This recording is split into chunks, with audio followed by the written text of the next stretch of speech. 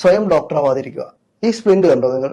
റിസ്റ്റിൽ ഒരു പെയിൻ വന്നപ്പോൾ ഇട്ടിട്ടുള്ള സ്പ്ലിന്റ് ആണ്. കഴിഞ്ഞ 4 ആഴ്ചയായിട്ട് ഞാൻ വേറൊരു സ്പ്ലിന്റ് ഇട്ടിട്ടാണ് നടന്നിരുന്നത്. എനിക്ക് മുമ്പ് ഒരിക്കൽ റിസ്റ്റ് പെയിൻ വന്നപ്പോൾ എനിക്ക് ഈ സ്പ്ലിന്റ് ആണ് ഇടാൻ പറഞ്ഞ് കിട്ടിയിരുന്നത്. അപ്പൊ ആ ഒരു എക്സ്പീരിയൻസിന്റെ പേരിൽ 2 കൊല്ലത്തിന് ശേഷം വീണ്ടും ഒരു റിസ്റ്റ് പെയിൻ വന്നപ്പോൾ ഞാൻ ഇത് തന്നെ വാങ്ങിയിടുകയാണ് ചെയ്തത്. ഏകദേശം 4 ആഴ്ചയായിട്ടും വേദന കുറയാതായപ്പോഴാണ് ഞാനൊരു എക്സ്പേർട്ടിനെ, ഒരു ഡോക്ടറിനെ പോയി കാണിച്ചത്. അപ്പോഴാണ് അദ്ദേഹം പറയുന്നത് ഈ റിസ്റ്റിന്റെ പല ഭാഗങ്ങളിലുള്ള പെയിനിന് പലതരത്തിലുള്ള റെസ്റ്റ് ആണ് ആവശ്യം, അല്ലെങ്കിൽ പലതരത്തിലുള്ള ഇത്തരം എക്യുപ്മെന്റ്സ് ആണ് ആവശ്യം എന്ന് അദ്ദേഹം പറഞ്ഞു.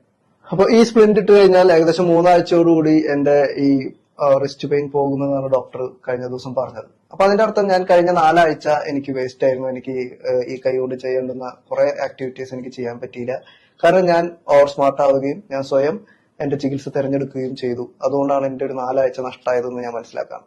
ഇതുപോലെ തന്നെയാണ് ബിൽഡിങ്ങിന്റെ കാര്യം. നമ്മുടെ ചാനലിൽ ഈ കാര്യം പറയാനുള്ള ഒരു കാരണം അതുകൂടിയാണ്.